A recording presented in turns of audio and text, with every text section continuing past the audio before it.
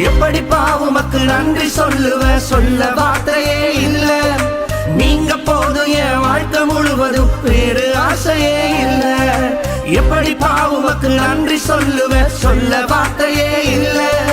நீங்க போதும் என் வாழ்க்கை முழுவதும், வேறு ஆசையே இல்ல. என் தாய் உருவாகும் முன்னே என் கருவை கண்டீரையா.